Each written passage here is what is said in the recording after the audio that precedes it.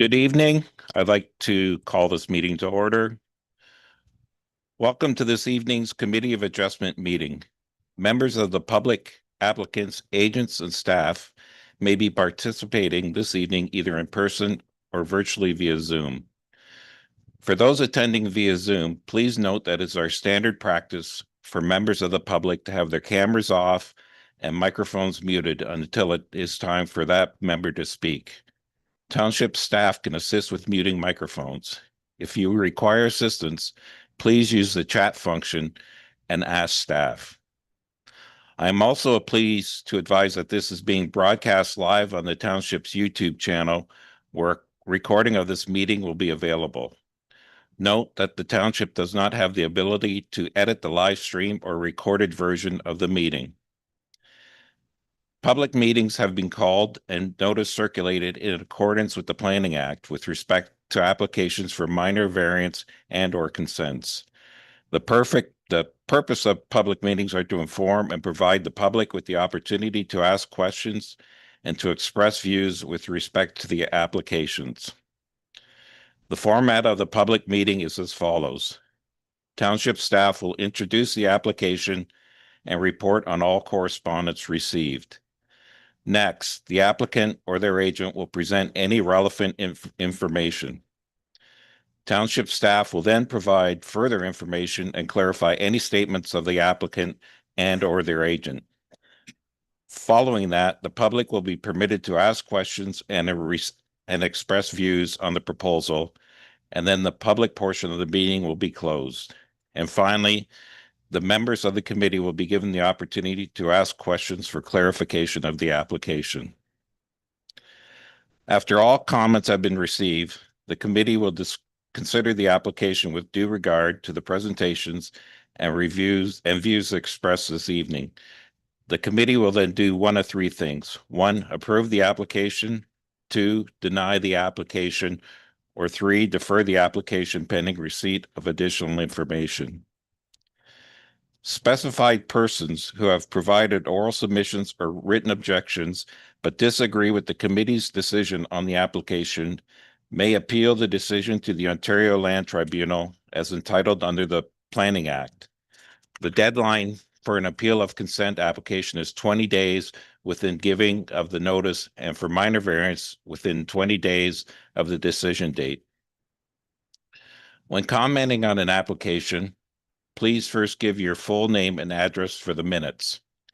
Please note that the names and addresses of those individuals who speak at this meeting will appear within the minutes, which are public documents. If you wish to receive a copy of the decision, please leave your name and address with the township staff. So we'll go through any disclosure of pecuniary interests. Don't see any. Do I have a motion for adoption of the minutes of the last meeting? Motion COA 2026-008, moved by member Hawkins, second by member Vandergeest, that the minutes of the February 17th, 2026 Committee of Adjustment be adopted. Motion is carried.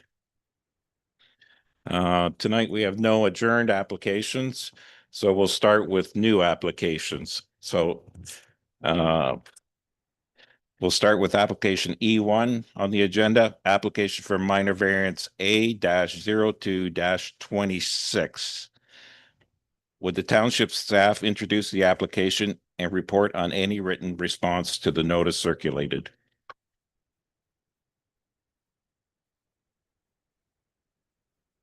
Thank you, Chair. Township staff are going to defer to Mr. Corey Chisholm, who's joining us from MHBC with respect to this application.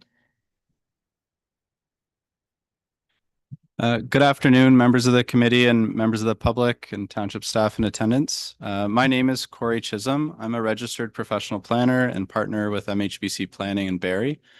I'm sitting here before you this evening as I have been retained by the Township of Severn to review the application in front of you and provide my professional planning opinion in regards to the application.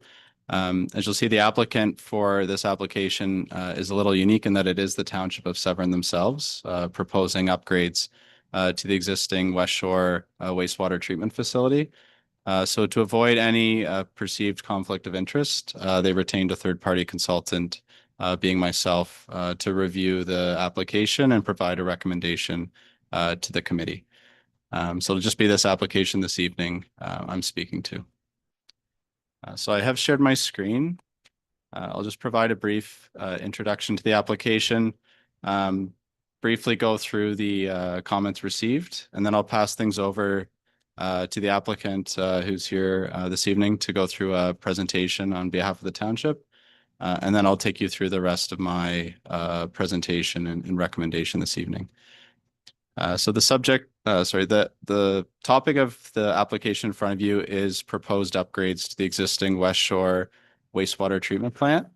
The existing facility, my understanding, has been there for over 20 years and is existing on the subject lands today. There are upgrades proposed to that facility, which the township's representative will go through in more detail. They do require physical construction closer to the adjacent residential properties than what is permitted in the township zoning bylaw. So the standard setback in the township's M4 zone, interior yard setback abutting residential zones is 60 meters. And a proposed reduced setback of 29 meters is proposed for this minor variance application.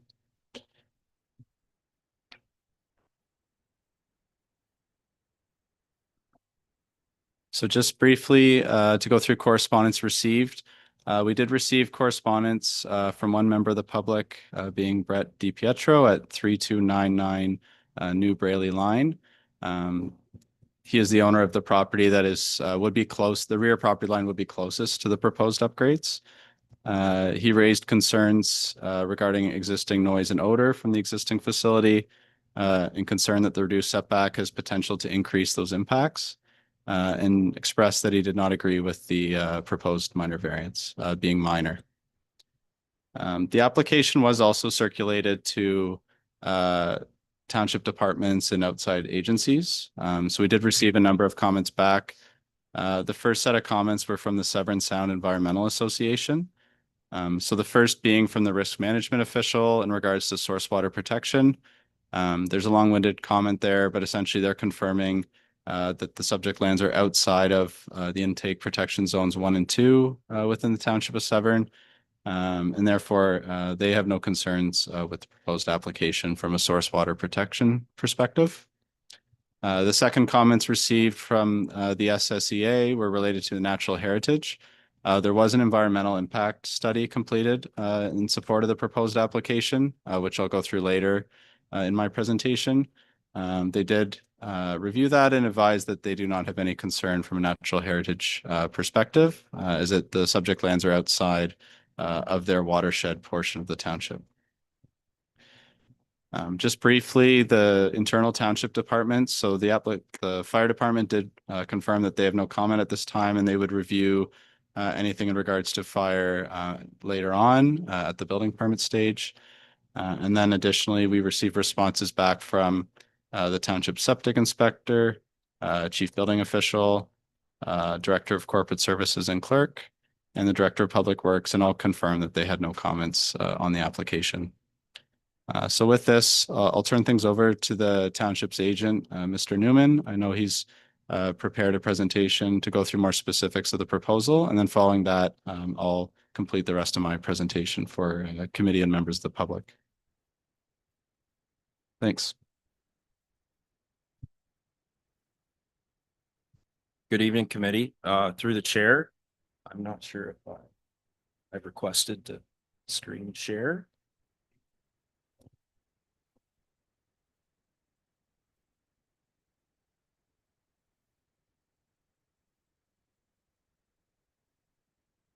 It's not working. There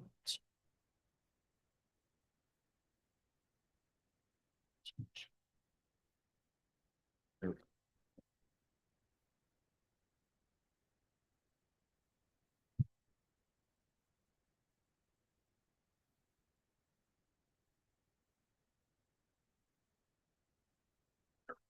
Sorry.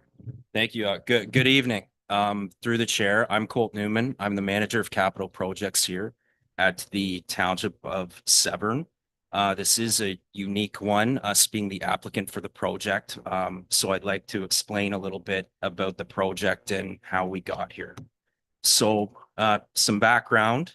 The Westshore wastewater treatment plant. It's a package plant. We have the water plant there and we have the wastewater plant there. Final effluent from that plant is pumped out through an outfall and it discharges into Lake Couchiching. So the plant originally commissioned in 2005. It has a rated capacity of 1,390 cubic meters per day. And that's the average day flow. And its peak flow is 4,768 cubes a day. And that is per the design of the facility and what we're regulated by on our Ministry of Environment Certificate of Approval. In the early 2000s, we obviously had quite a residential boom in the Westshore community. And with the additional flows that were coming to the plant, it was noted that the plant had a lot of trouble with peak flows and that it wasn't able to treat them adequately.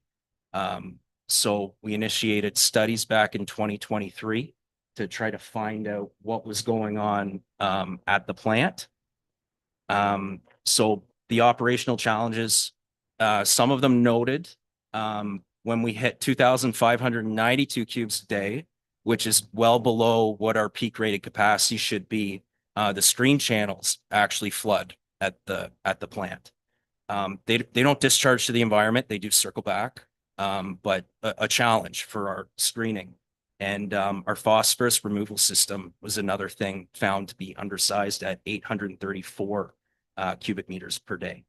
So these studies were undertaken and we found the large problems with the plant. The largest being that we don't have enough equalization storage at the plant. So when these flows come in that we have, when we get high flows, to be able to store them for a while we continue to effectively treat our wastewater coming into the plant. So the main three: undersized equalization storage, undersized screen channel, and an undersized phosphorus removal system.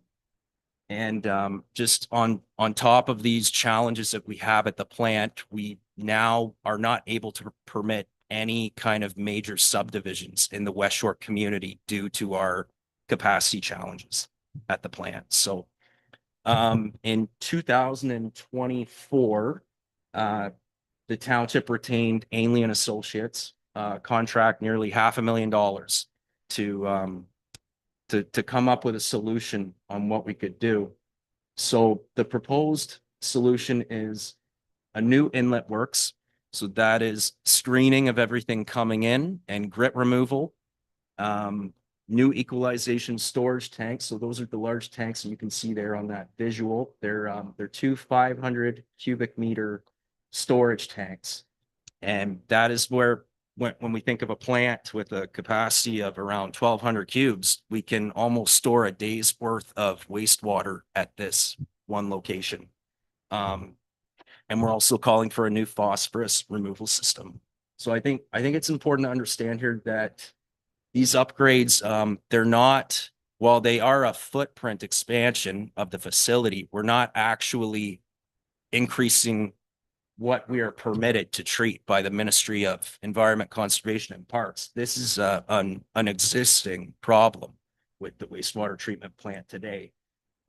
We've been working with the ministry, of course. They have our environmental compliance approval amendment under review right now. They understand that we've had challenges at this plant. And I'll continue on here.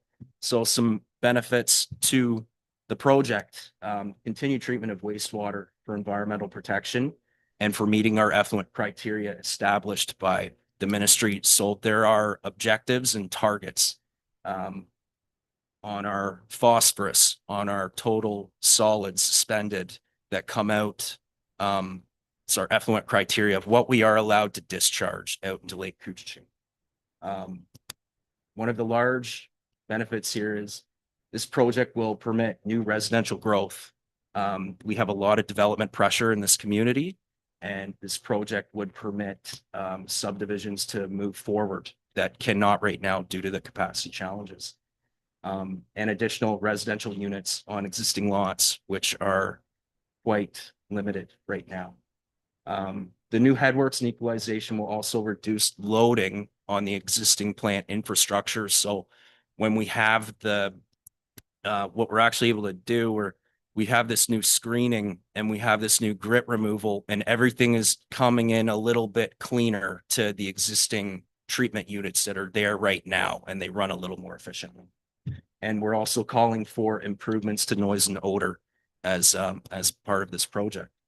So moving on here, back in 2024, we applied to the Housing Enabling Water Systems Fund. This is a multi-billion-dollar fund that's been ongoing for a few years now in the province of Ontario. We were unsuccessful in 2024. They typically prefer more shovel-ready projects to be a candidate for the funding.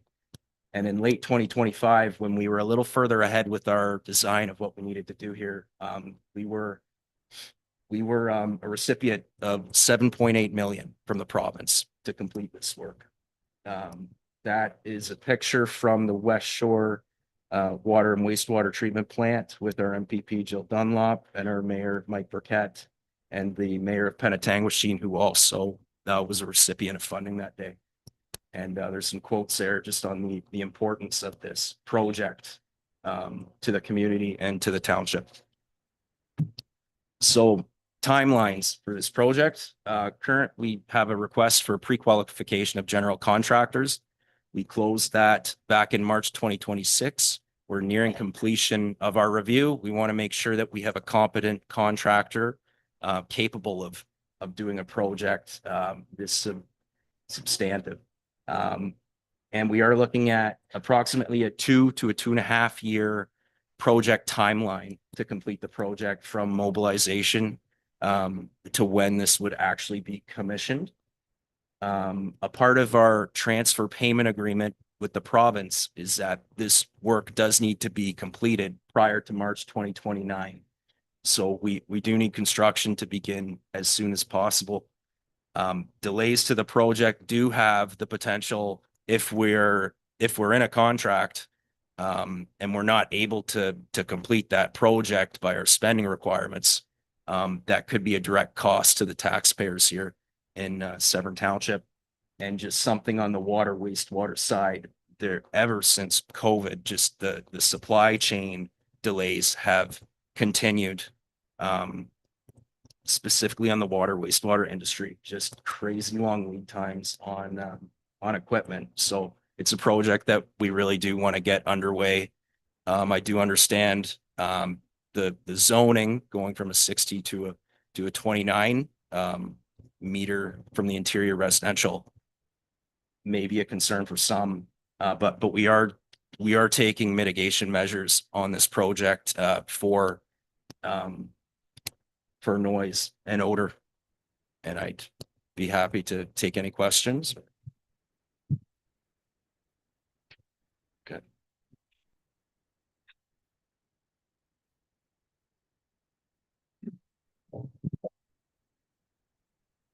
Sorry. Do the township staff have anything further to add to the materials and information presented by the applicant?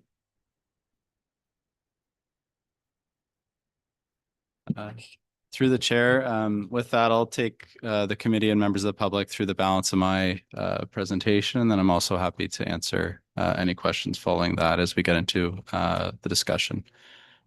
So I'd like to thank Mr. Newman for his presentation. Mine is more concerned with the planning policies and zoning provisions related to the proposed upgrades. And I do touch on some of the supporting studies that were submitted in support of the application as well. So just to orient everyone, the property address for the existing facility and where the upgrades are proposed is 3333 New Brailey line. We see it there. Zooming in just on the aerial imagery, so you can see the property outlined there, and then there is an existing right-of-way access at the southwest corner that connects out to New Brailey line. And you can see here the existing residential properties to the west, 3 large properties, and that is the side where the reduced setback is being requested. And there is an existing wetland. You can see it crosses the site, takes up kind of the northern half of the site. That is a wetland that the proposed upgrades aren't allowed to be located within or within a 30-meter buffer from there. So that limited the amount of viable options on where the proposed upgrades could be located on the property.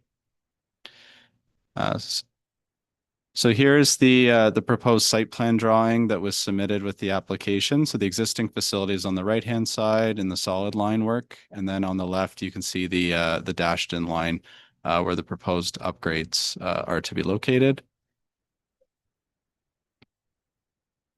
This is an image our office prepared, just taking that site plan, overlaying it on the aerial, just to provide a bit more context, and then providing a few dimensions. So it may be hard to see there, but 29 meters is identified from the new facility in red to the lot line at its closest point. And then the nearest dwelling, being the middle of those 3 dwellings to the west, is approximately 109 meters from the nearest wall to the nearest point of the facility. And just before we get into some site photos, you will see there's a significant amount of vegetation along the rear of those properties. Most of it is located on the residential properties, and some of that extends on to the township's property. And there is an existing berm. It's hard to see on this image, but there are some photos which will take everyone through as well. So this is an image from the site taken a few weeks ago. And there's the existing chain link fence around the existing facility. That doesn't represent the lot line. It's just a kind of a security fence around the facility. And the proposed upgrades would be located essentially straddling that existing fence. So probably half on one side, half on the other. That fence would need to be reconfigured to be expanded to contain the upgraded facility. You can see the berm in the distance there, and it is anticipated that berm will be increased in height through the construction process, as there will be fill that's excavated for the tanks. And I understand it's proposed to be implemented to increase the size of that berm. The site plan drawing additionally shows a number of proposed trees located on that side as well to help with visual buffering.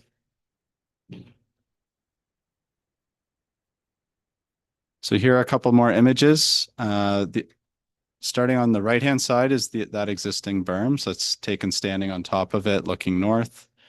And then the image on the left is standing on top of the berm, looking back at the existing facility. And again, you can see that existing chain link fence, and the proposed upgrades would be straddling that fence line.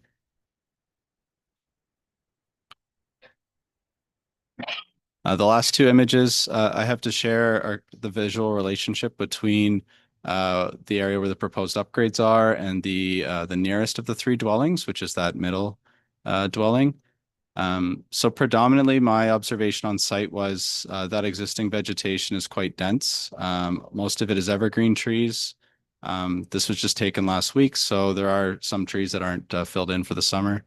There was one kind of corridor noted, which is the left-hand image, which is just kind of one clear opening between the vegetation where you could have a direct line of sight from the top of the berm to the existing house.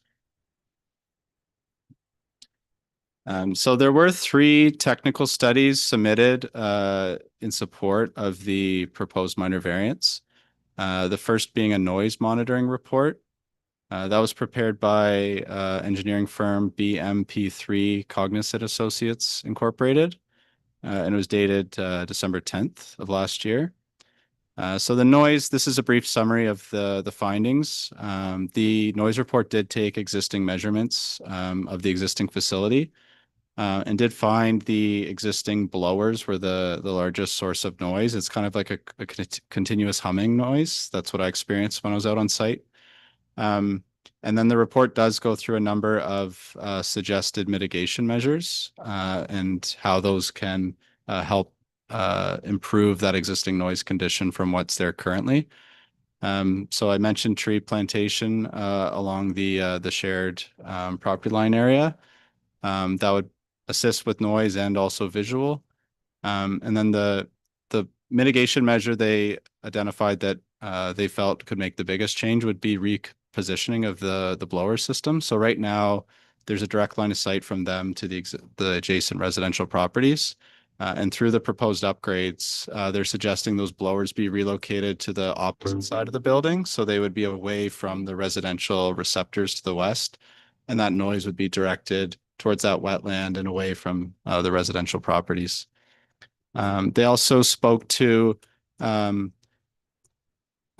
of like an acoustic muffler. They said they'd be custom built, but they're devices that would be built to go over top of those blowers. And again, it would kind of deaden the noise coming off of those. So those were the three primary mitigation measures they suggested. And then they did identify additional measures that the township could also consider implementing if the acoustic results aren't sufficient once those are implemented. So they did kind of outline potential next steps if required as well. So the conclusion of that report was that implementation of one or more of these measures is expected to significantly reduce radiated sound levels toward nearby residential receptors. Going to the next study was a D2 compatibility study prepared by Ainley and Associates Limited. D2 guidelines are prepared by the province and are guidelines specifically in regards to wastewater treatment facilities and nearby sensitive uses such as residential properties or schools or anything like that. The D2 compatibility that Ainley conducted, it kind of identified two issues. One is it confirmed that the D2 compatibility guidelines don't technically apply in this situation, as the existing facility isn't increasing its rated capacity. It's just going up to it. And then the other situation where it would apply is if you're proposing new residential closer to the facility, which also is not occurring through this application. However, they did still look at kind of the typical mitigation measures they look for both noise and odor.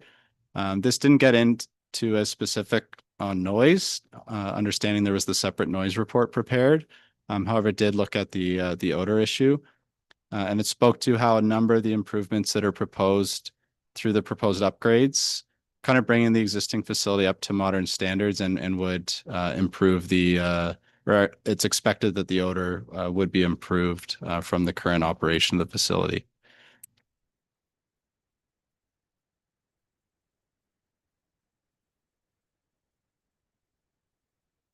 So the third study that was submitted was an environmental impact study completed by Riverstone Environmental Solutions. And that was because of the existing wetland to the north of the property. So they did go through a number of details and essentially confirmed that, yes, no development is permitted within that wetland and confirmed that a 30-meter minimum buffer is required. And the proposed location of the upgrades is well outside of that 30-meter buffer.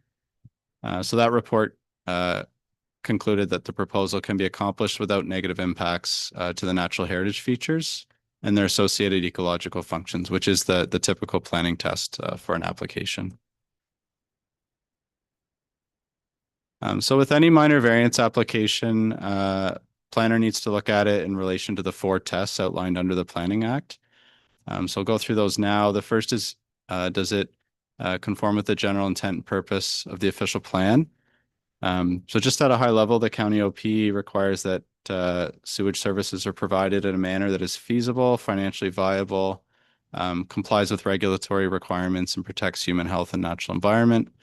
The Township OP has similar policies and additionally notes that the community uses designation, which is the designation on this site, is to ensure the location, orientation, and built form of public service facilities are integrated and complementary in scale and design and minimize potential land use conflicts. So as noted, the proposed upgrades to the facility That will continue to facilitate compact development within the Westshore settlement area. That's another objective of the official plans. Will not negatively impact any of the natural heritage features.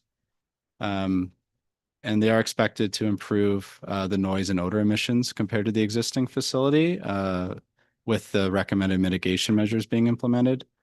And will be visually screened from the adjacent existing residential uses by a combination of existing and proposed vegetation, as well as the existing berm, which is also proposed to be expanded. So the next test is, does it meet the general intent and purpose of the zoning bylaw? So the township zoning bylaw has the 60-meter setback. It is a catch-all setback because there's a number of different uses permitted within the M4 zone. For example, another permitted use would be a sewage lagoon. It would also be permitted at the 60-meter setback. And really, typically setbacks are a conservative setback. And then if you want to propose to reduce them, you need to do some more detailed investigation. In my opinion, those studies that were done and the conclusions of them and the recommended mitigation measures ensure that the intent of the setback, which is the land use compatibility, would be maintained. It is noted through my review of the township zoning bylaw, there's another provision related to municipal sewage treatment plants. And that is that any new residential dwelling must be at least 100 meters from a wastewater treatment plant. And while that doesn't apply here because no new residential dwelling is proposed, it was noted the existing dwelling, nearest dwelling, would be approximately 109 meters away from the upgraded facility. So again, while that provision doesn't technically apply, we'd still be exceeding that minimum requirement from the actual house to the facility. So the third test is it desirable? I would agree with a number of the points made in the presentation about the importance to the facility, to the township, the funding that was received, and that the fact that right now no new significant growth is able to proceed in the settlement area until improvements are completed at the facility. And through the technical studies that were submitted, it was identified that through the proposed upgrades, that it's expected that both odor and noise conditions would improve compared to the existing, despite the proposed upgraded facility being located closer to the property line than the existing. And then finally, the last test is it minor?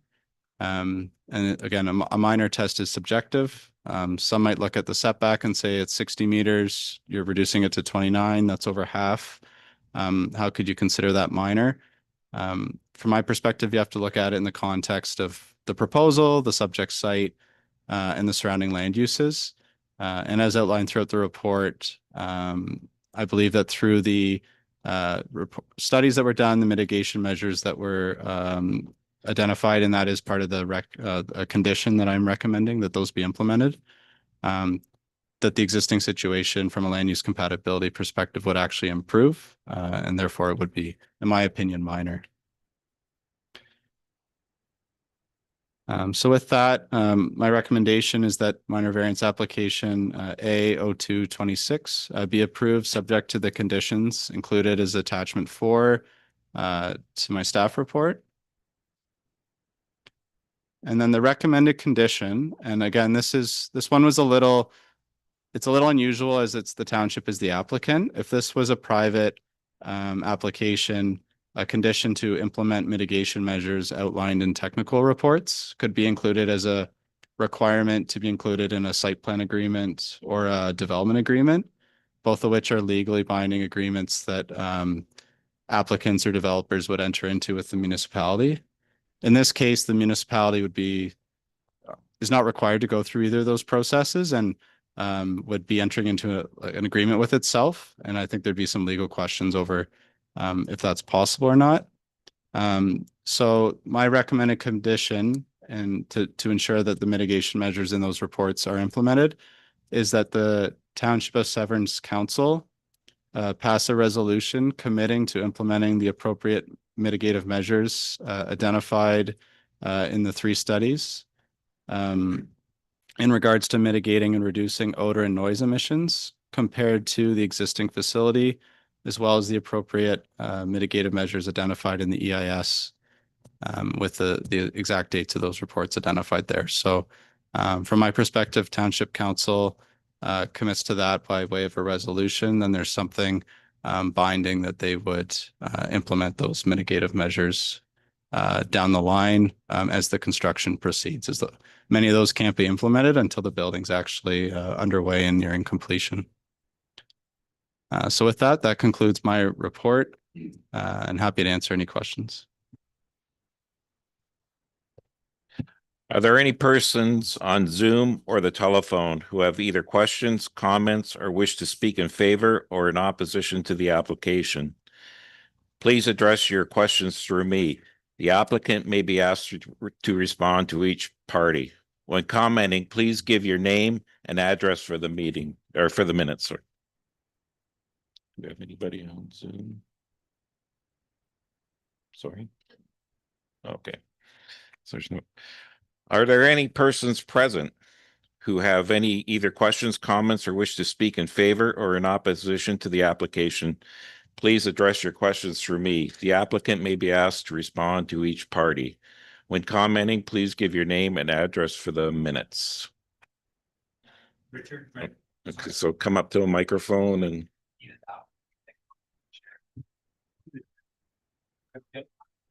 Okay, well, I'm here.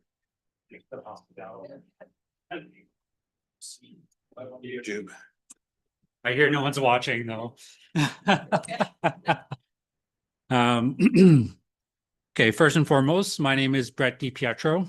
I live at 3299 New Brailey line. The house there, they didn't take the best pictures of it, but I'd like to first and foremost thank the committee and the township for taking the time to hear me, specifically Emily for the back and forth on the egregious amount of information I was asking for so we can make some informed decisions. So I'll get to the script here, but thank you very much for hearing me out. I'd like to clarify first and foremost that I do not oppose the expansion. I recognize that it's absolutely necessary for the continued development of the area and to improve services for residents connected to the system, although our property and the surrounding properties are not connected to that service. Currently at a 60-meter setback, our home is consistently affected with a low pitch, as mentioned, persistent tonal noise.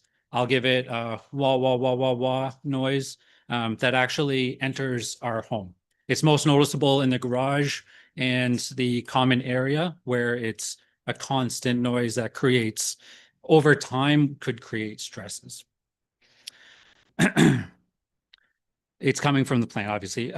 This is noticeable across the entire property. Given that several adjacent homes are raised ranch bungalows, this existing berm is not sufficient to meaningfully reflect or attenuate that sound. Essentially, the berm is a certain height and the noise coming from the water treatment plant is well beyond that. So it essentially hits the common areas. The concern was first raised with the plant manager in 2024, who acknowledged that the facility generates noise in a way that could impact nearby homes. It was raised again with the township in 2025 with a commitment for follow-up, which we're still awaiting at this point. We may not receive it based on the fact that if this gets approved and built, there's no point in addressing that. Given that the type of impact already exists at the current separation distance, I do have difficulty reconciling how a reduction in the setback to 29 meters can be supported without any quantitative demonstration or post-development conditions. The staff report indicates that impacts are expected to improve. However, those conclusions appear to be based on anticipated mitigation rather than demonstrated outcomes. Essentially, we expect it to get better, but we don't have the science behind it. The 60-meter setback exists specifically to address compatibility concerns such as noise and odor, and reducing that separation by more than half without clear measurable evidence raises concern. Ultimately, the issue is not whether the project proceeds, but whether there is sufficient evidence to support reducing established separation while ensuring impacts will not increase. On that basis, I would respectfully request that the committee defer the application pending appropriate impact assessments, though in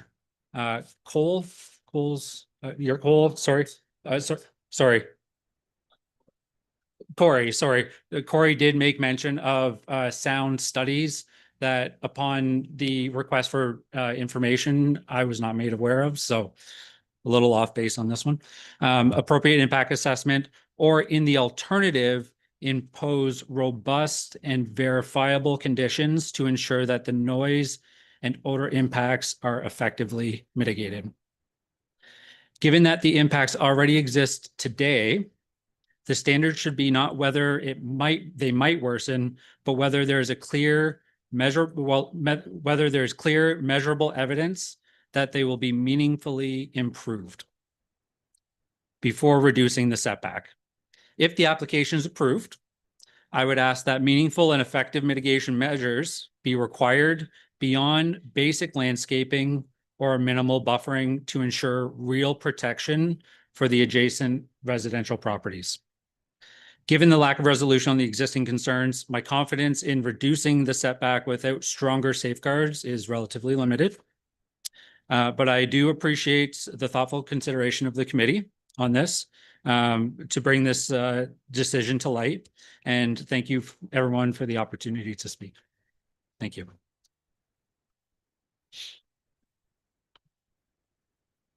Is there anybody else in person who would like to come up and present or ask questions? If there are no further questions or comments, I declare the public portion of this application is closed. Do any members of the committee require any further clarification or wish to provide comments on this application? Member Vandergeest. So I guess I'll just further the comments provided by the member of the public. I know there's through, I guess, you to the planner or the manager of facilities. Are the improvements planned for the noise and I guess odor planned for as part of this, or is that part of your capital improvements that you're looking to make, or is this going to be something that will have to be addressed after these capital improvements are done? Through the chair, thank you. The berm would be completed as part of that project, and that's due to the cut material from those tanks. There's a lot of regulations with moving material and the extra studies that you have to do now. So we are looking to reuse that on site. However, the noise, that could be, it could be the berm. There are a couple parts. So we found that the most significant source of noise at the plant are actually the blower intakes that are attached to the existing wastewater treatment plant. There were recommendations made in the noise study to complete some recommendations, and they can be done at any time. To be fair, we could go and put those silencers on the blower intakes, and I think if that resolution to council is passed, either way, we're going to look to make improvements on that, as with or without completing the project. Great. And then the only other question I have a second question through you, more to the planner. I know your condition up there lists via council resolution that the mitigation measures for noise and odor and vegetation, all that take effect. In those reports, in your slides, you identified there was multiple mitigation measures. Is that council resolution going to account for all the mitigation measures or some or parts of all of them? Because the wording you used in your slides, identified that it could involve one or more. And I just want to be very clear for the members of the public that might come to a future council meeting that see this resolution, that you're asking for one or more or all as part of that condition. And I would like to know that too. I think it comes down to the noise one specifically. Yeah, and through the chair, that's a good question. Just looking back at the exact wording of the condition, and the language used was committing to implementing the appropriate mitigative measures identified in those. And I'm just thinking now perhaps that language be revised to recommended mitigative measures, as those reports do recommend the measures and then outline them more specifically. So it kind of leaves it less open-ended on which ones get implemented. And my only comment through you is, I know you mentioned the one mitigation measure would be a custom built noise attenuation that, it doesn't give that, custom built anything is expensive in water, wastewater, right? And building, I understand that. I know that. Custom built isn't a known solution either, right? So I just want to make sure that we're clear on what we're asking for, because this is a public meeting and the members of the public should know what we're asking for as part of that resolution. Yeah. It doesn't matter to me. It's up to the chair. Sorry, through the chair. I think I would just add that the noise monitoring report, when they make recommendations like that, there are multiple options that you can undertake to improve the situation, not to say that you should only do one of them or that you have to do all of them. It would have to be evaluated on which one of these will work the best. That berm may not, is the berm, we're going to heighten it either way when we do the excavation if we proceed with the equalization tanks. But if that doesn't go ahead and we put the kind of silencer cones over top of the blower intakes, and that drastically reduces, that would still, I think, be considered an improvement. But I think having that council resolution keeps it open that it would be at their discretion. Thank you. I guess I have a question. So what is you have a budget for this project. So what noise reduction measures are in the budget itself right now? Through the chair, we don't break our capital reserve down like that. There are multiple things at the wastewater treatment plant that we've got money from the province, and then we have our capital reserve that we're taking from. We don't allocate it based on one discipline of what we're doing on the property. There's a little bit of renewal work that needs to be completed on a little bit of the existing infrastructure. So I don't think we can break it down into components that tight. I guess another question, do we have any science on the noise reduction on the stacks? Through the chair, we have an assessment done. We have readings done at the property lines on the site. The analysis has shown that it is the blower stacks that are accounting for the majority of noise on that property. And I guess one last question, what happens if we don't give approval? Through the chair, if we don't give approval, this project will likely not proceed. I don't think council would take on the appetite of a $11-12 million project out of the township funds, because that's what would happen. It would essentially halt any major development in the Westshore community. I think we're pretty lucky that we received this grant from the province, and I think council appreciate that. Member Hawkins? Through the chair, early in your presentation, we talked about the capacity of the existing system, and right now we're getting it better up to par and the workings of it. There's no extra capacity really we're planning for. On your next slide, you talked about new growth and new subdivisions. Is that already carried in that capacity, or is that two different items? Through the chair, most of the proposed developments in the Westshore community would be able to build out under the existing rated capacity of the plant. But not any new ones, other than what's already really planned. After the fabrication. Right. I actually may defer that to our planning staff if possible. Okay. Through the chair, for those of you listening, I suppose, this is Katie Mandeville, Senior Planner. The township right now has many subdivisions that have been given draft plan approval. So for the committee's benefit, because you don't deal with this a lot, draft plan approval means that it's basically been giving like a provisional approval, like how you give provisional approval to consents. So it's approved subject to a large list of conditions in the case of a subdivision. So the amount of lots we currently have draft plan approved, I mean, there's a lot of other conditions these folks still have to satisfy. All of those could not be built out just with this project. So a few of the subdivisions could be built out. There's a couple of projects right now that have future phases that could be built out.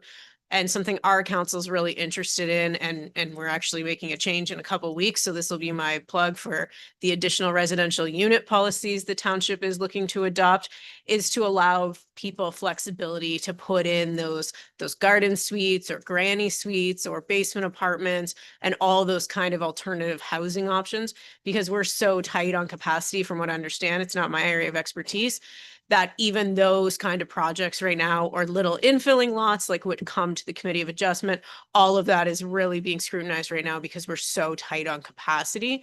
So it's really a question of how many of those things start coming on board, plus how many of the subdivisions start coming on board. We do have a few kind of smaller scale developments that, you know, we're hoping could kind of go ahead, you know, a couple low rise or townhouse developments that could kind of go ahead at the same time as people also putting in those basement apartments or garden suites and things like that. But the very large subdivisions, last summer, a subdivision was approved for around 500 units. That would not go ahead with this plan. We would have to go through the formal EA process to get that expansion for increased capacity. Right now, we're just trying to get up to the capacity that the plan was originally intended for. So I think the number has been like around 300 units, but again, not my area of expertise. I understand it has to do with where you're at in the system and pump chambers and things I don't understand. So hopefully that answers your question. One more, Just a follow-up. That one. So like, there we go. Thank you. Through the chair. So in addition to that, the existing facility and everything's going on we just talked about, can that footprint be expanded on, or is it a whole new wastewater treatment plant we're talking about when we start building all these new subdivisions? Through the chair, the Westshore Water and Wastewater Treatment Plant was built as kind of a package plant. So there would be an opportunity to kind of add another extended aeration, or sorry, an SBR unit with the digester. They're kind of stackable and modular, that I think it was meant to expand kind of out the back. But then again, we would be constrained to everything that we're already doing here today. And we know we have issues with setbacks. But to go and increase the rated capacity of that plant, we would be required to complete a Schedule C, MC Class CA with the ministry. And that's how that would have to go about. And there is a lot more review on a project where you're actually increasing your rated capacity than there is what we're trying to do today. We're trying to make an improvement to our plant that can't do what it should have been able to do. Through the chair to Township, what percentage of the funding that has been allocated covers the full cost of this? is, I think you spoke to numbers. It's like, I think you said like $11 million and it was 1.7 that we were granted. Just, okay. Yeah, that's what I'm asking. Through the chair, no, I'd be happy to. The Housing Enabling Water Systems Fund, they cover 73% of our projected costs, so it's quite substantial for an upgrade like this. Sorry, one more. And does that grant have specific buckets or terms, like the mitigation efforts that we spoke to tonight? Is that included? Is that part, can that grant cover those pieces? It can. We have to, in our, sorry, through the chair. In the application, we do specify that there is some renewal at the plant every time that you're anytime that you're adding to a plant from a cost perspective, it makes sense to upgrade a couple things that are maybe nearing their end of life. And I think the province understands that. Okay, thank you. Member Kish. So through the chair to the manager of capital planning. I know the chair had asked a question earlier specific to the inclusions of certain things in the scope. To me, if you're going out for proposals right now, you should have a scope of work that's documented as to what you're asking for. So I'll ask very directly if any of these recommended conditions are being included in that scope of work. Through the chair, they are being included in the larger tender package. There's the tree planting, there's the buildup of the berm, and there is noise suppression being written into that tender. The tender document has not been released yet. We put out a request for pre-qualification. We didn't give them the full scope of work. They have some drawings, but yes, it is included. Okay. And then just a follow up to that with the respect to the berm height through the chair. Like we know the volume of soil that we're going to be removing. With that volume, how much of an increase to the berm height are we actually going to see? Through the chair, I was not able to calculate the height, and that's because on the engineering drawings, they're going on a max slope. So they've identified a max slope of a 1-to-1 on that berm. So we are limited by our property line. I wasn't able to get an answer from our designers prior to this meeting on how high that berm would actually be raised. I find that interesting that we can't calculate a height, but okay. Anything else? Do we have a rewording of the condition?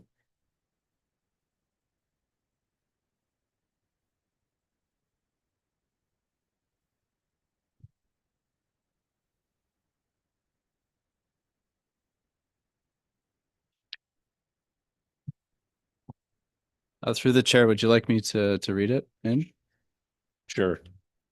Okay, so the revised condition wording in front of you would be that the minor variance application be approved, subject to the following condition.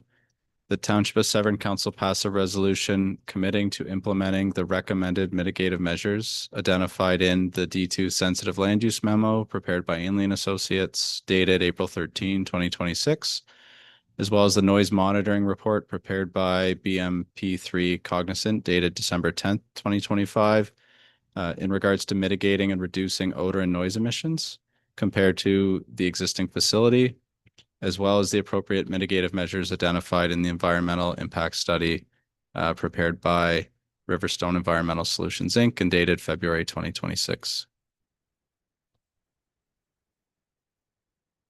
Are we okay with that? For the environmental Through the chair. through the chair, sorry. For the environmental impact study mitigative measures, to my understanding, we're outside of the wetlands area, but I'm assuming there was recommended conditions in that report as well. There's a series of clear bullet pointed conditions, mitigative measures. So are we not updating the appropriate wording there Oh. for a certain reason? I would agree with that change. Okay. Yeah.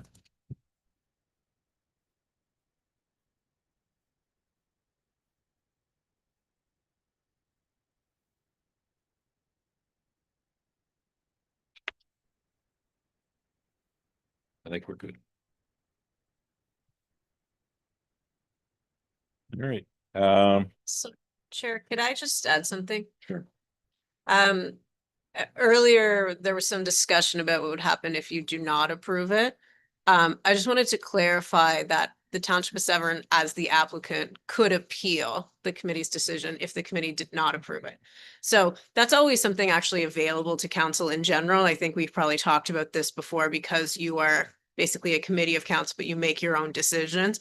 Council at any time could appeal any of your decisions. But in this case, because they're the applicant, so the applicant can always appeal, right? So neighbors unfortunately no longer can appeal, but the applicant can always appeal.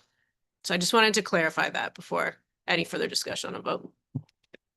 I think we're ready for a motion on this to approve.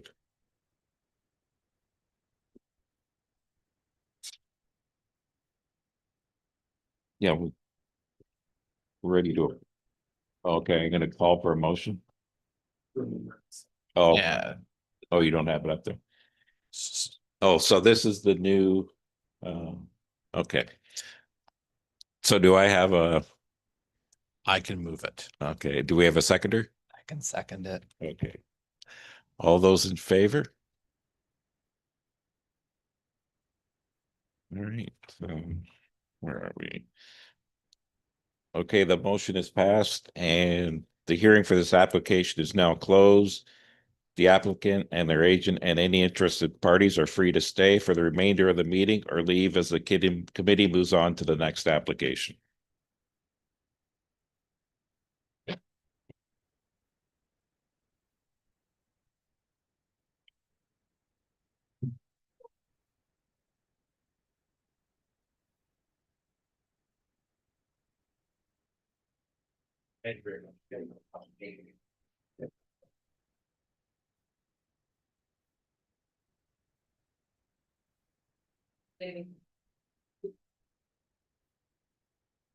Okay, let's move on to agenda item E2, application for minor variance A04-26. Would the township staff introduce the application and report on any written response to the notice circulated?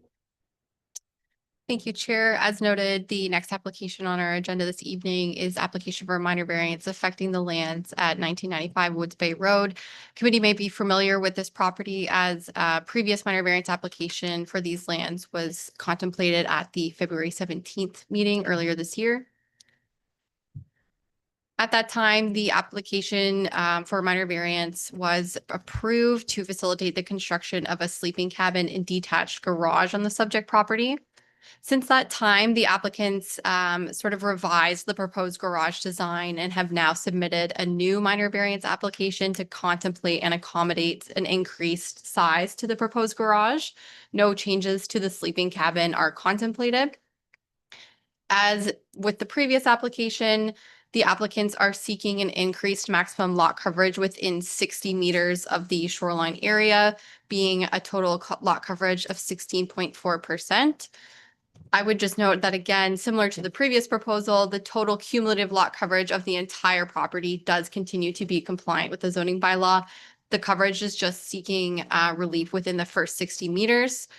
The original request that was approved was for 15.7%, and the revised request or updated request is now 16.4%, being less than a 2% increase from the 15% and less than a 1% increase from their previous minor variance.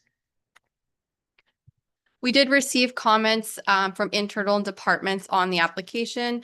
The septic inspector has stated that as per the proposed site plan and information provided, there's no concern for the proposed construction of the buildings. A complete building permit submission would be required for the construction of the buildings as well as the sewage system. All minimum standards set out in the Ontario Building Code must be met. The chief building official further stated that the proposed construction must conform with all applicable parts of the Ontario Building Code and again, subject to a building permit application. There's no further comments from the building department at this time. No additional comments or objections from the clerk's office, public works, and fire and emergency services were received with respect to the application. No additional correspondence was received. However, I do understand that the applicant's agent is attending on Zoom this evening and may wish to address the committee. So would the applicant's agent please, I guess unmute yourself and turn on your camera. Thank you, Mr. Chair. My name is Matt Pryce from Prycon Custom Building. I'm representing the owners, Roy, Tesky, and Jane Mowat, for this application. I just want to make sure that I'm here to answer any questions that yourself or committee may have. We do support the staff's report and recommendation to approve, and I'm here to answer any questions that may come up. All right. Do staff have anything further to add?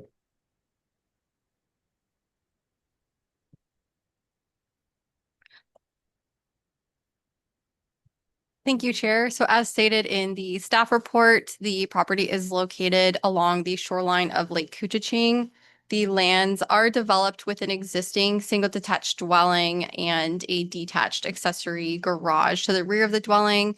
The proposal contemplates the removal of the existing detached garage to accommodate the footprints of the proposed new garage and sleeping cabin in the same approximate area. You can see on the aerial imagery of the subject property that it is quite well vegetated in its existing state.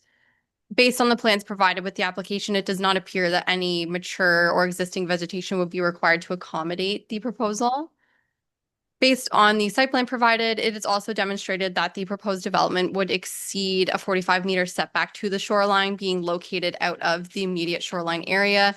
Therefore, any additional stressors or development pressures on the immediate shoreline area are not anticipated as a result of this application. I've included on screen here the revised proposed elevations for the detached garage. It does maintain the required height setbacks and is a single story as per the requirements of the township zoning bylaw. And these are the same photos that committee had seen at the previous Committee of Adjustment meeting in February. However, it just again depicts the location of the proposed structures occupying the same approximate area of that detached garage shown on screen that is proposed to be removed.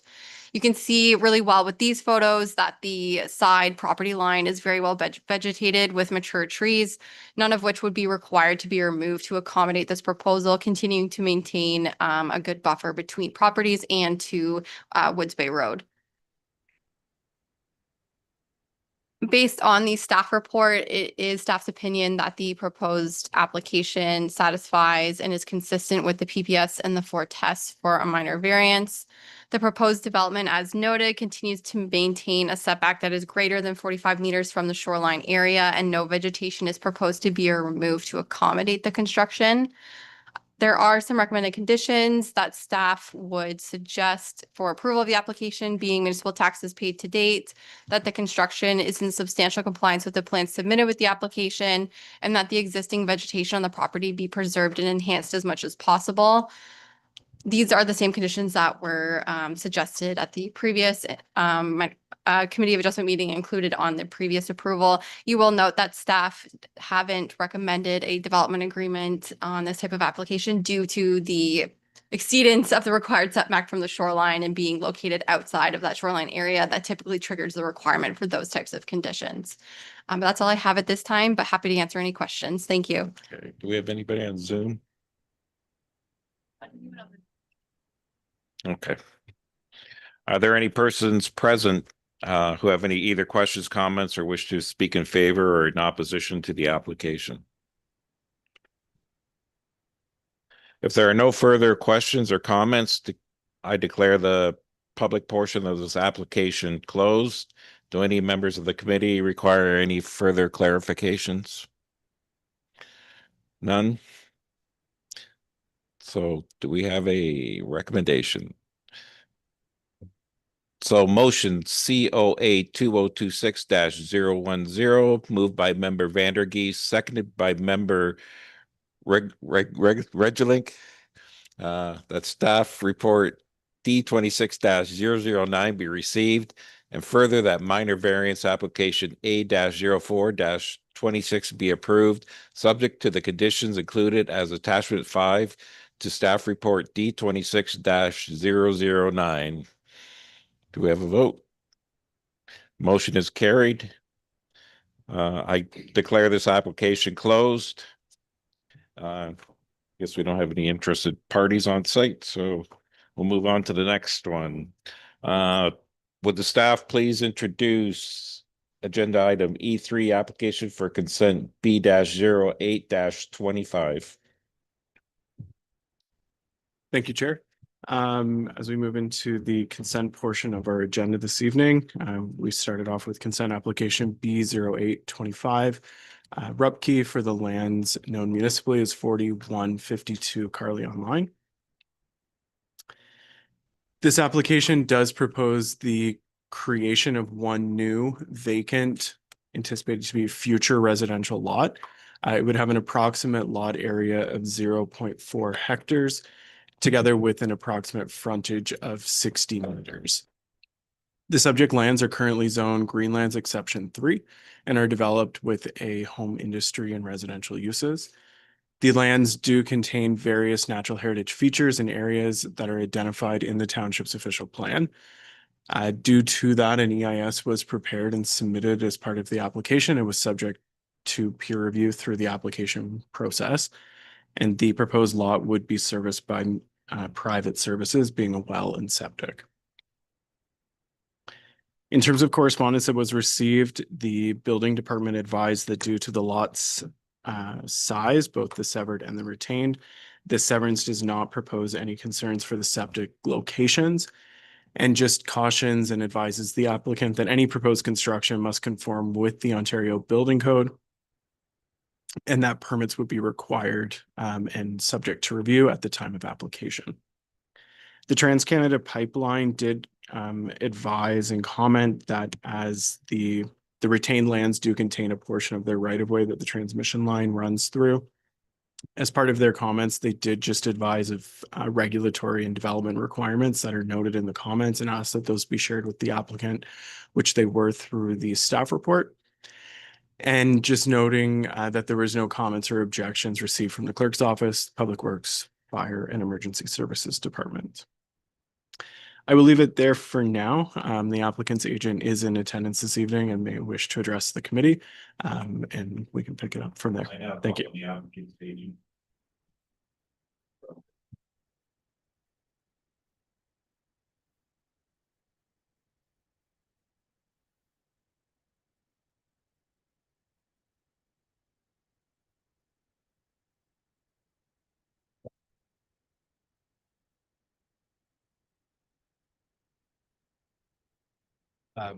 Good evening. Just before I start, would it be possible for member of the staff of our PowerPoint presentation? Thanks for having me here tonight. My name is Josh Morgan. I'm a registered professional planner with the firm Morgan Planning and Development, and here tonight representing the Rupke family, who are the owners of 4152 Carlyon Line. And just further to Mr. Oster's comments as we wait for the PowerPoint to come up. And also, Brad, if you can't find the PowerPoint, it's okay. I think the most important thing. Okay. Just to Mr. Oster's comments there, we're here tonight to discuss just a application that proposes to create one new residential lot. And for committee's benefit and for those in the public or watching online, this property is probably a 1.5 to 2 minute drive from here. So just I guess to the north and to the west on Carlyon Line. It's a large parcel of land. It's approximately 78 acres in size, and the application proposes to sever one lot along the frontage of Carlyon Line in the northeast corner. Next slide, please. Just another image of where the subject property is in relation to the lake and in relation to the highway and in relation to the city of Aurelia. The next slide, please. So the lands are currently developed with a single detached dwelling, an accessory dwelling, and a detached garage. A home industry is operated on the property in accordance with the site-specific zoning bylaw. The property is 31.5 hectares approximately in size, and it has quite a large frontage of 440 meters along Carlyon, and the property is serviced with a private well and a private septic system. There's another aerial image of the property. You can see, you can barely see, how the property, it's a bit of an irregular shape because at some point in the past, previous to 2011, they're a little like a sort of like a keyhole shaped lot was severed. That was done before my client acquired the property. And their existing dwelling on the property and the accessory buildings are kind of just behind that. And you'll see the Trans-Canada pipeline, which crosses the northwest corner of the property.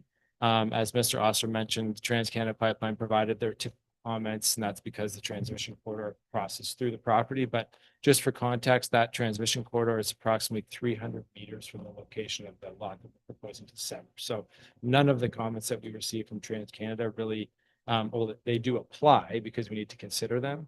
But all of the sort of like the spatial comments that they've received were literally hundreds of meters beyond consideration of those. Next slide, please. This is just the zoning map on the left and the official plan schedule on the right. So the property is zoned Greenlands 3, the GL-3 zone, and the -3 tells us that there's a site-specific zoning that applies to the property, and that site-specific zoning allows for the home industry which occurs on the property. And then on the right-hand side is the township's official plan schedule, which illustrates that most of the property is designated rural, and a sort of like a corridor that comes through the middle of the property is designated environmental protection. And the area of the property where we're proposing to sever the lot is all designated rural, right along the frontage of Carlyon lot. And that's important because as I'll talk, you can flip to the next slide. As I'll talk about in the in coming slides, the township's official plan, the new official plan, which I'm sure you're becoming familiar with now, was updated to include some policies which allows for the creation of one lot in a rurally designated area. So my client had expressed to us years ago that he was interested in severing a lot from this property. We weren't able to bring the application forward because the previous official plan would not have supported it. The new official plan does. That's why we're here today. So the retained lot, which is the big parcel that would be left over, will be approximately 31 hectares in size. There will be approximately 371 meters of frontage left for the retained lot. The retained lot will include the single detached dwelling and the accessory structures which are present on the property. The severed lot, if approved, will be 0.4 hectares, which is the direction provided by the new official plan, and 60 meters of frontage onto Carlyon line. And we expect will be developed with a single detached dwelling. Next slide, please. So on the right-hand side of your screen, you'll see the subject property, and then the yellow square almost in the northeast corner, that's the parcel that we're proposing to sever. So that provides some good context for how large or small the severed parcel will be in relation to the retained parcel. And the blue kind of irregular shape, like blob, which sits in the middle of the screen, is an unevaluated wetland. And then the green is like it's woodlands. And I think the next slide will show us what I'd like to talk about next. So obviously through this process, we needed to be able to illustrate to planning staff, and I need to be able to illustrate to you that the lot that we're proposing to create is an adequate size for the development of a single detached dwelling. And in my view, this image suitably illustrates that. This is a 4,000 square foot footprint, just for context. So plenty of space for for a garage attached, and lots more space if they wanted the dwelling to be bigger. Also, what that shows is that the rear of the lot that we're proposing to sever is part of a significant woodland. That's the green. And then the hatched sort of line that's adjacent to the green, that is the proposed 10-meter setback from the significant woodland. That was a 10-meter setback that was recommended by the environmental consultant hired on behalf of the Rupkes, who has put forth the position that 10 meters is an appropriate setback in this case. And that environmental impact study has been peer reviewed. There was quite a bit of back and forth between the consultants. It took a number of months to get this far, but the consultants are all on the same page now. And I know that the township's peer reviewed environmental consultant is satisfied with the 10 meters as proposed. So this shows where the woodland ends, the 10-meter setback, and there's still ample space on the property we're proposing to sever or house. Next slide, please. Just the typical planning stuff here, of course, as with any application, we prepared a planning justification report. Our planning report speaks to consistency with the provincial planning statement, conformity with the township's official plan, and compliance with the township's zoning bylaw. The next slide, please. I suppose speaking to this more generally, and as noted in the proposed conditions, township staff are seeking to impose a condition which would require site plan approval. And the purpose of that condition and the purpose of site plan approval is to implement the mitigation recommendations put forth in the EIS. Okay, and the most significant of that being the implementation of a 10-meter setback from the limit of the significant woodlands. Next slide, please. Just to conclude then, it's my opinion that the application is consistent with the provincial planning statement, conforms with the township's, I still say new official plan. I think it's a year or so old by now. And that analysis is based upon there are criteria in the township's official plan, very specific criteria for severances and specific criteria for severances in the rural designation. And it's my opinion that this application conforms with all of those criteria. That's all I have for you tonight, but I'd be happy to answer any questions that you have. Thanks. Township staff have anything to add? Thank you, Chair. Mr. Morgan's done a great job of summarizing the application here, so I'll be brief and probably skip a few slides here as we go through. I did just want to point out on this plan, and I'll talk about it a little bit more with the environmental piece. But as Mr. Morgan had pointed out, the severed lands are shown here in yellow, with the green being the woodlands and the blue being the wetlands. It may be a little bit challenging to see, but up here in the corner, there's sort of the sketch, which does show the buffer to the woodlands. So that developable area has been kept outside of that buffer as suggested by the applicant's environmental consultant and supported by the township's peer reviewer. Just a couple site photos here to show the committee. This photo here captures a majority of the lot. The lot is perhaps a little bit more shifted to the left side of this photo, but I think it just shows that context of the applicant is taking advantage of this more open area that's on the property right now to limit that tree removal and maintaining the buffers to the defined and delineated woodland. And then just a couple photos here for context of the frontage. It is a typical rural road. However, there is a paved bike lane or paved shoulder on this road. So just on the environmental study, it was prepared by Terrace Story Environmental Consulting. The suggested mitigation measures within that report include silt fencing, the proposed severed lot to eliminate encroachments into, citing the proposed severed lot to eliminate encroachments into the significant woodland, setbacks and buffers to the natural heritage features and areas, the use of silt fencing during construction and requirement for permanent fencing post-construction to continue to delineate the boundary of that woodland so that no encroachments occur in the future, even after the building permits have been issued and closed. Implementing tree cutting windows, meaning that trees can only be removed from the property during specific periods to limit impacts to birds and bats. Lighting considerations, as well as further bird and bat considerations in the design and construction of the dwelling. The report concluded, and it was supported by the township's environmental consultant, that provided these mitigation measures are implemented, the development would appropriately address the applicable natural heritage feature policy requirements. So as noted within the staff report, planning staff are of the opinion that the application is consistent with the PPS, conforms to the official plans, and would comply with the zoning bylaws subject to the recommended conditions. Just speaking a little bit to the official plan policies, this type of application is likely new for the committee, these rural lot creation policies. And as Mr. Morgan summarized, this is a new consideration of the township's new official plan. There are very specific criteria that only permit these limited residential lot creation to happen within the rural designation. So those are areas that are outside of environmental features and are also not prime agricultural lands. So there's very limited areas across the municipality where these policies perhaps could afford some additional development rights to property owners.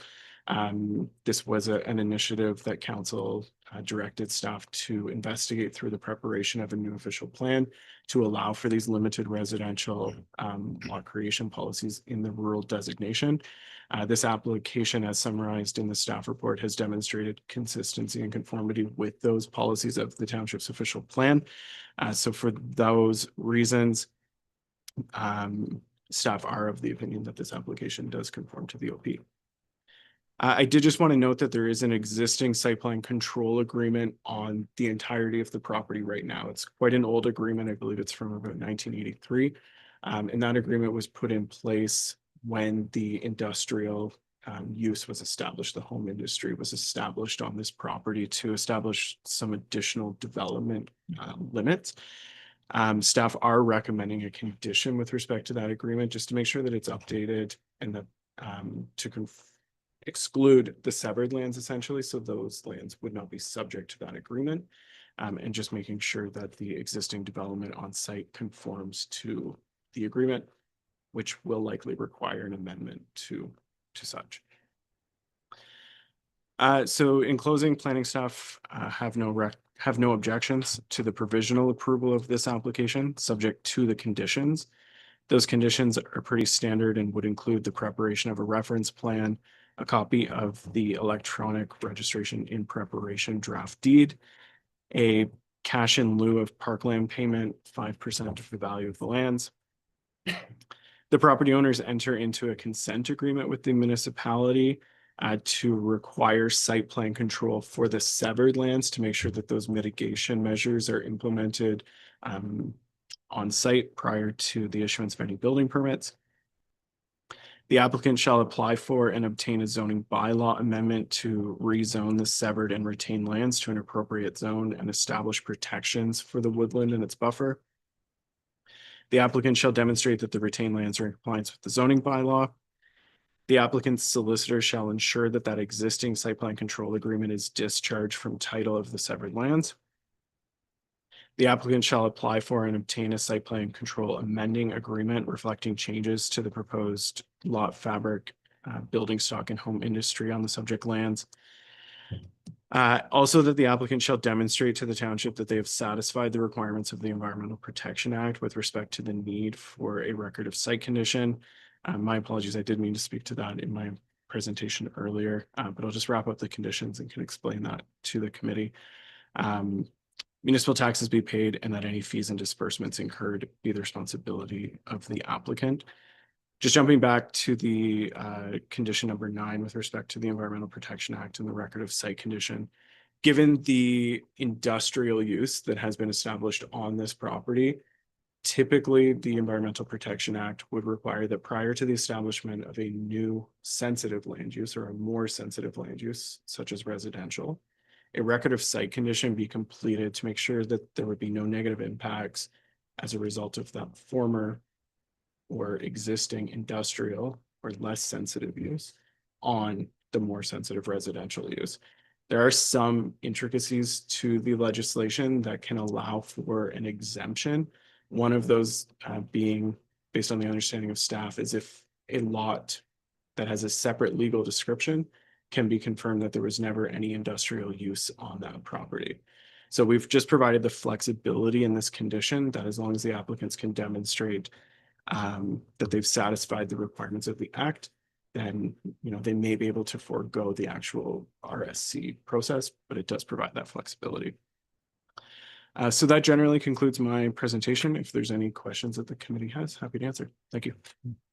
Are there any persons present on Zoom or on the telephone who have either questions, comments, or wish to speak in favor of or in opposition to this application?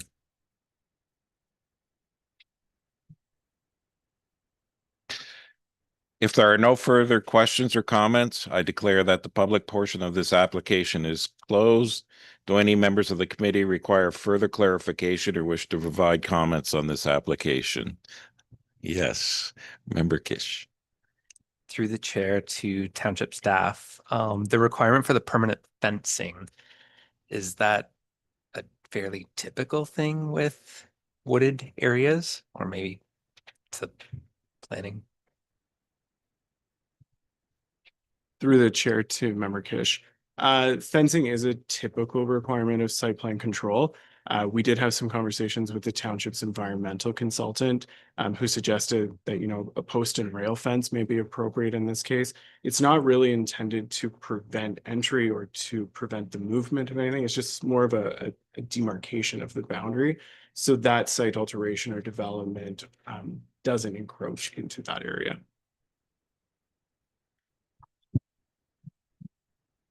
Anybody else? Go ahead.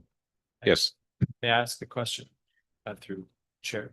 Bossy to staff, or perhaps maybe I'll rephrase this. I'm wondering if I can request a change to condition 9. Condition 9 is the condition which Mr. Oster was just speaking about.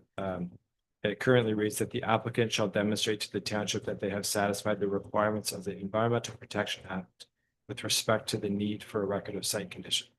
I'd meant to ask about this in my remarks, and I had forgotten to do so, but my request would be that that the condition end after the word act, so that it would read that the applicant shall demonstrate to the township that they have satisfied the requirements of the Environmental Protection Act.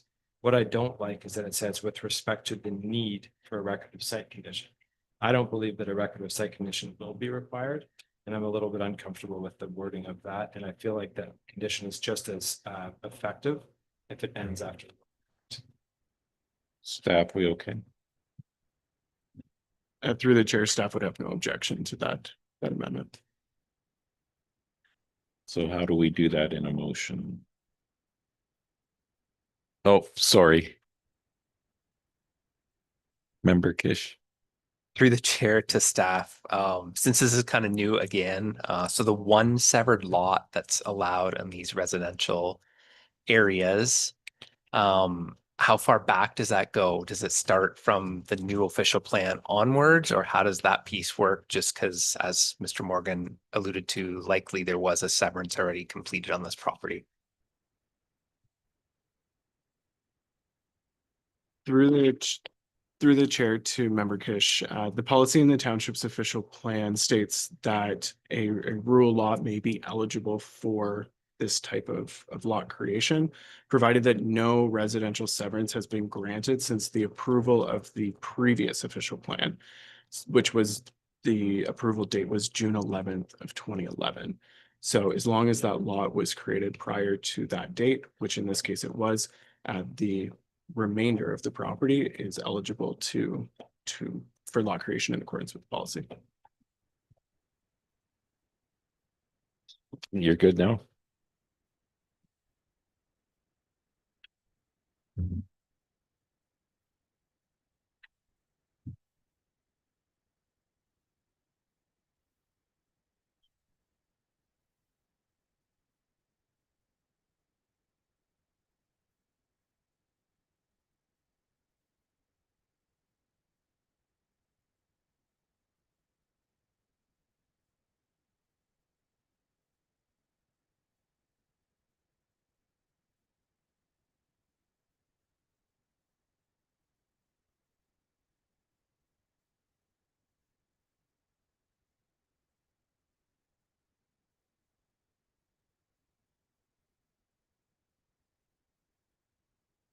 For anyone watching online, staff are just trying to draft the new condition here.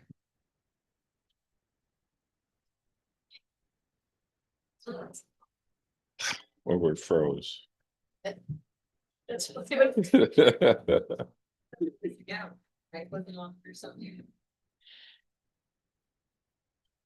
Buffering.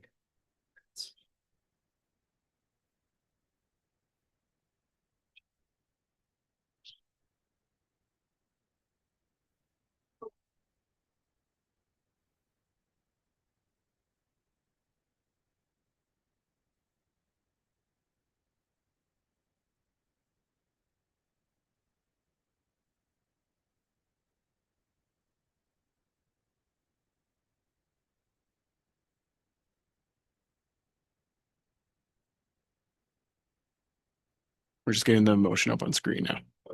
The revised motion.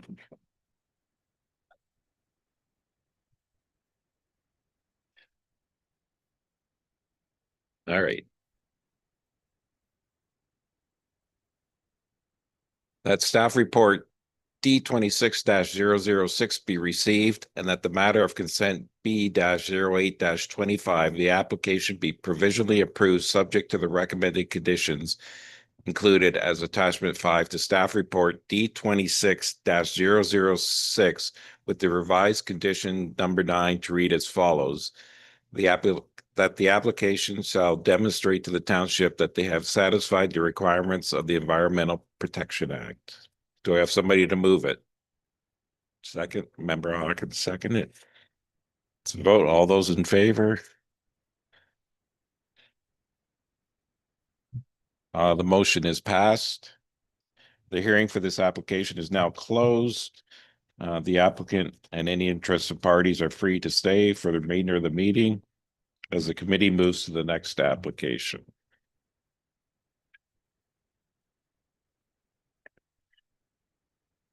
We're going to move to item E4, application for consent B-10-25. Would Township introduce the application and report on any written response to the notice circulated? Thank you, Chair. The next application here is B-10-25, Spencer for the lands located at 3152 Muskoka Street. And this is within the settlement area of Washago. So this is an area where growth and development are directed to and encouraged to take place. The applicant is requesting consent to sever to facilitate the creation of one vacant residential lot with an approximate area of 0.8 hectares and an approximate frontage of 76.2 meters. The subject lands did obtain provisional approval for a similar severance back in 2013. However, that application did lapse due to the conditions not being fulfilled within the prescribed timeframe. This proposed lot would be serviced by private services, being a well and septic, and an environmental impact study was submitted with the application and peer reviewed by the township, which identified various recommendations and mitigation measures. There was some correspondence received for this application. Comments were received from Ron Leduc and Bill Byrne at 3098 Muskoka Street, highlighting concerns for wildlife, especially with spring peepers in the area, and they asked to have the wildlife protected throughout the development of the subject lands. There was also correspondence received from property owners at 4524 Bowles Lane, noting concerns related to interference with right-of-way access, safety and accessibility, and planning and legal matters. The Public Works Department did note that as included within the servicing master plan, the water and wastewater services are not anticipated to be extended up to this property. There are water and sewer services in Washago. However, the system is limited and there's no plans to extend those to include additional lands at this time. The building division provided a couple comments. The septic inspector noted that there are no concerns for the existing or proposed severed lot from a servicing perspective. Any proposed buildings, including sewage systems, must meet the requirements of the Ontario Building Code and applicable laws, and that building permits must be obtained, verified, and issued to ensure placement and lot coverage is sufficient. The chief building official noted that any proposed construction, again, must conform with the Ontario Building Code and that permits are subject to review prior to issuance. No additional comments or objections were received from the clerk's office or the Fire and Emergency Services Department. And I will leave it at that for now. The applicant's agent is in attendance this evening and may plan to address the committee. Thank you. I now call on the applicant's agent to please present the application together with any relevant information.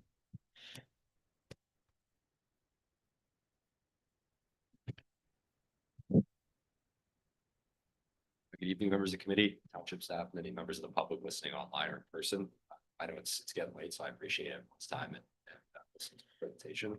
My name is David Scarsellone, junior planner with Morgan Planning and Development, and I'm the applicant responsible for representing the agents, Mr. and Mrs. Shane and Kirsty Spencer.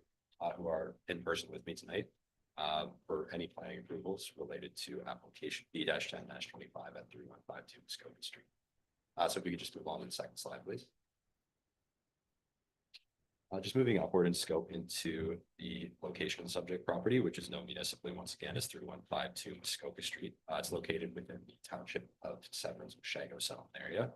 To the north of the property are low density residential development in the form of single detached dwellings, as well as vacant forest lands. To the east of the property, across Muskoka Street, are low density shoreline residential development in the form of single detached dwellings. To the south of the property are again low density residential development, once again in the form of single detached dwellings. And to the west of the subject property are forested lands, followed by the highway. So right, we can move on to the next slide. On a more microcosmic level, the image on screen illustrates the existing built natural characters on the subject property. The photo on the left conveys the entirety of the property, while the photo on the right conveys the built context on the property, which is not proposed to be changed. It is entirely going to be contained within the retained parcel. Once again, no change proposed. So if we could just move on to the next slide, please. Moving into a description of the subject property, of course, once again, known as 3152 Muskoka Street, Washago.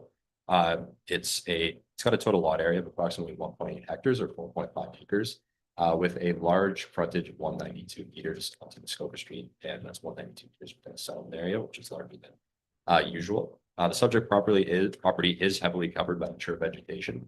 Water course and wetlands line the eastern edge of the property, so the rear. The property currently is not municipally serviced and is serviced privately with a private well and septic system. And currently on the property, as I mentioned, are single detached dwelling currently occupied by the property owners who are in attendance tonight, as well as several associated accessory structures.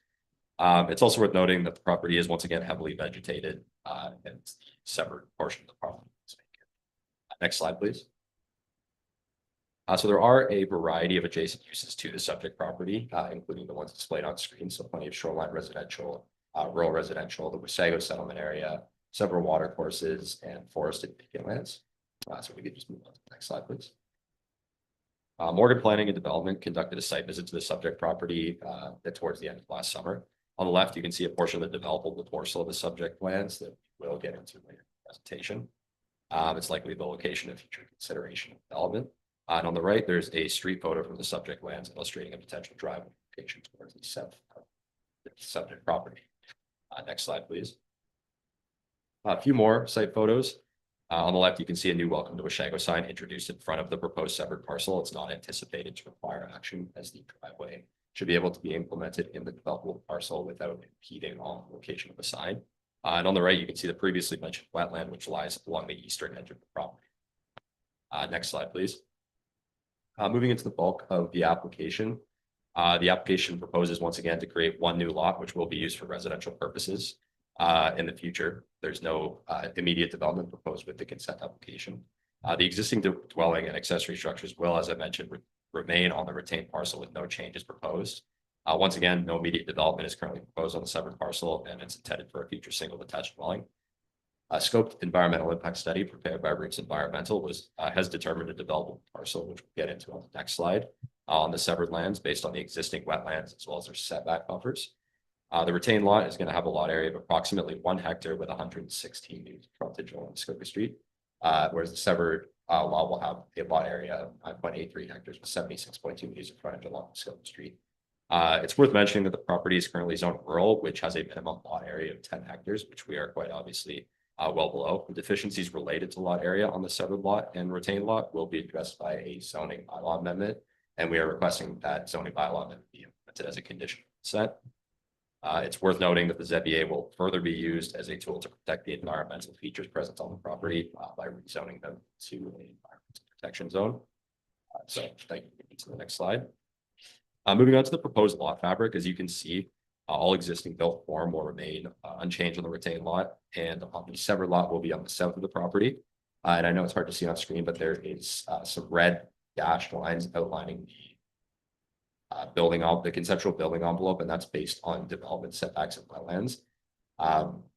So on the left, on the east and west of the property, there are delineated wetlands with setbacks that were on by the town's peer reviewer and the applicant's environmental consultant, which left us with the building envelope, which you can see on screen. it has been confirmed that a dwelling and a septic bed can be adequately implemented on the building envelope by DTS and Associates, who are a licensed septic installer. And I'd also further like to point out the deficiencies in lot area, as you can see in the top right of the screen. Excuse me. The proposed retained and separate lot will have a lot area of about 1 hectare and about 0.8 hectares, which will once again be addressed by the zone. Next slide, please. The scoped environmental impact study was prepared by Roots Environmental, and it evaluated the potential environmental impacts of the proposed consent and provides recommendations to protect the property's natural heritage features. The study concluded that subject to all recommendation measures, there was no concerns regarding the proposed lot. And Scope GIS once again recommended a minimum setback of 15 meters from the wetland feature lining the rear of the property. And as I noted, setback buffers have outlined defined envelope on the Severn parcel, which is large enough to facilitate a driveway, dash line, and septic. Next slide, please. Just a brief overview into the official plan and zoning of the property. So the property is designated settlement living within the Washago settlement area and zone rural, which is fairly unique for being located within a settlement area. It's also worth noting that the subject property is designated settlements. Next slide, please.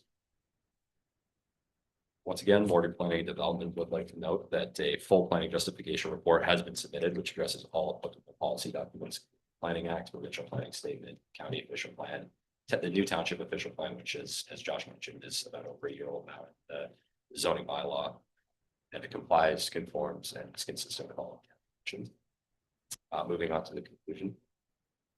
Once again, the proposed consent seeks to settle 1 lot in the Washago settlement area from the southern side of 3152 Muskoka Street, which will facilitate a future single detached dwelling. The severed parcel is consistent in size, frontage, and orientation with surrounding lots in the Washago settlement area, ensuring compatibility with all adjacent land uses and the established lot fabric. The deficiencies relating to the lot area on the severed and retained parcels will be addressed by a future zoning bylaw amendment, which we request will be implemented as a condition of consent. The EIS has been submitted in support of the application, which was prepared by Roots Environmental and peer reviewed by the township's peer reviewer.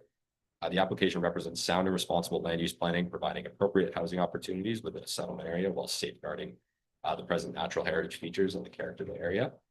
The proposal complies once again with the applicable planning policies at the provincial, county, and township levels, including the PPS, township OP, zoning bylaw, county official plan.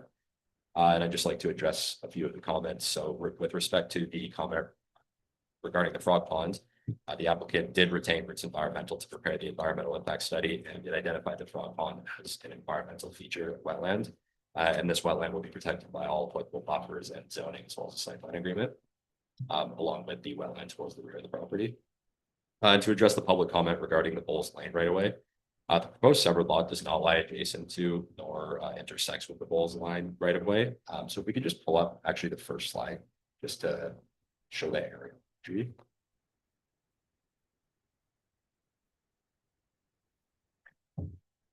You can kind of see it there, but the Bulls Lane right of way kind of goes across the north and the east side of the property.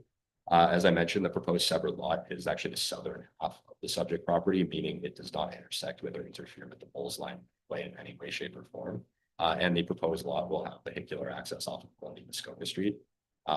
So there is no anticipated, adverse impacts on the Bulls Lane right of way or access or safety, in our opinion. And thanks for your time. I'd now like to take this moment to thank you guys for listening and to invite any questions. Do staff have anything further to add to the materials and information presented?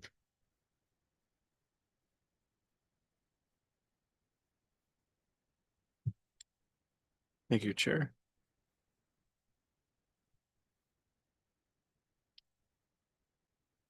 David's done a good job of covering the application in detail. So again, I'll be brief and just jump ahead a few slides here.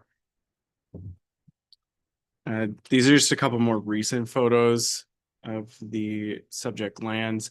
On the left here, you can see the left photo sort of shows it where that development envelope comes out and meets the road allowance.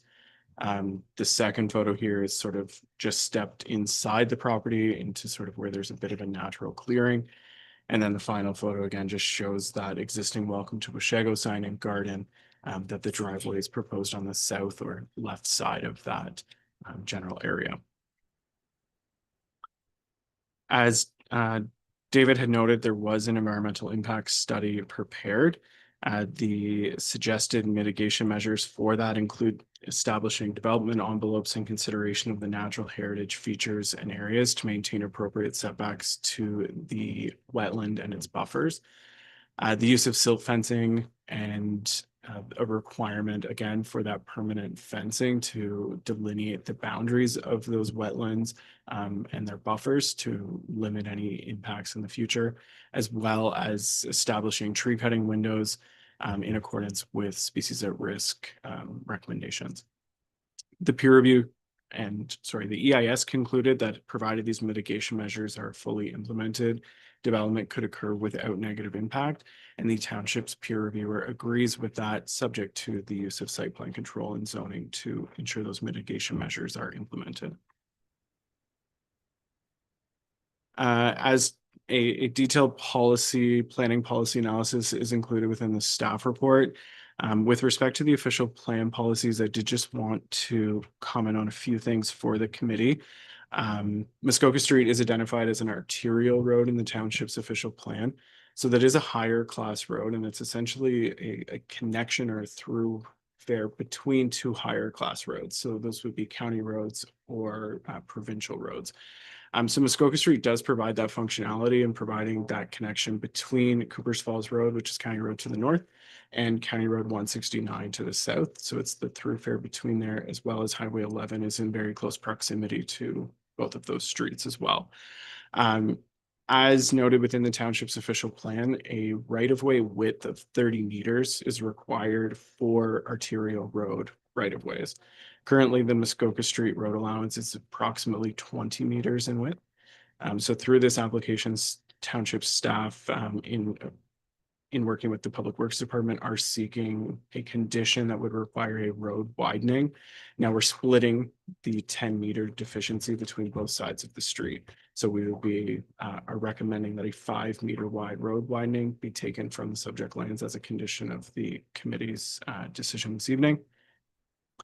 There's also a condition requiring a site plan agreement prior to the issuance of any building permits that would allow for those mitigation measures from the environmental study to be implemented on site to satisfy those OP policies. Lastly, with the official plan, generally speaking, the official plan would require that within serviced settlement areas that have water and sewer services, generally speaking, development is encouraged and required to connect to those services. There is some policies that speak to limited opportunities where those municipal services are not planned, available, or feasible to allow the use of private services such as a septic system and a well, as proposed in this case. As the Public Works Department had commented, there is no plans right now to extend those services up there, and it's not feasible to extend those services up to this property. And also those services are not available. So it does satisfy that policy to allow for private services in this instance. With respect to the public comments, I did just want to speak to both. The first comment dealt a lot with environmental matters and looking to ensure that development was evaluated to make sure that there was no negative impacts. The applicants did do an environmental study that was peer reviewed by the township's environmental consultant and has generally been accepted. The conditions that are recommended by staff this evening would see those recommendations implemented on site to make sure that there are no negative impacts to natural heritage features, areas, or any of those species in accordance with appropriate legislation. And the last comment that was received the most recent comment received from the property owners on Bulls Lane does deal with a lot of legal or technical matters with an adjacent property. So while staff can understand the concern and the desire to want to make sure that their rights are protected, this application that is before the committee this evening does not propose any changes to an existing right-of-way. So if there's any questions that the committee has, I'm happy to answer, but planning staff are recommending provisional approval of this application this evening, subject to those recommended conditions as noted in the staff report. Again, being that a reference plan be prepared, the in preparation draft deeds for the severed lot be shared with the municipality for review. A cash in lieu of parkland payment of 5% of the value of the severed lands. That the property owners enter into a consent agreement with the municipality requiring that all agreements of purchase and sale concerning the retained and severed lands include an acknowledgement that should municipal services become available in the future, that those lots would need to connect to the system at their own expense. And also establishing that requirement that the severed lands be subject to site plan control, implementing those recommendations and mitigation measures of the EIS. The applicants apply for and obtain a zoning bylaw amendment to rezone the severed and retained lands to appropriate zones while establishing protections for the wetland and its buffer. A road widening approximately 5 meters in depth across the entire frontage of the lands along Muskoka Street be transferred to the municipality for the purposes of road widening at the sole cost of the applicant, free and clear of all encumbrances. The applicants apply for and obtain an entrance permit onto Muskoka Street for the severed lands to the satisfaction of the Public Works Department. The applicant is encouraged to explore opportunities to provide access without requiring any relocation or works associated with the Welcome to Washago sign and associated garden. Municipal taxes be paid in full up to the date of request for the issuance of the consent certificate, and then any fees and disbursements incurred by the municipality shall be paid for by the applicant. And just a note that these conditions, if approved, would need to be satisfied within 2 years of the giving of the notice of decision. If there's any questions, happy to answer. Thank you. Are there any persons present on Zoom or the telephone who have any either questions, comments, or wish to speak in favor or in opposition to the application? Don't hear any. If there are no further questions or comments, I declare the public portion of this application closed. Do any members of the committee require further clarification or wish to provide comments on this application? None? We have a motion to.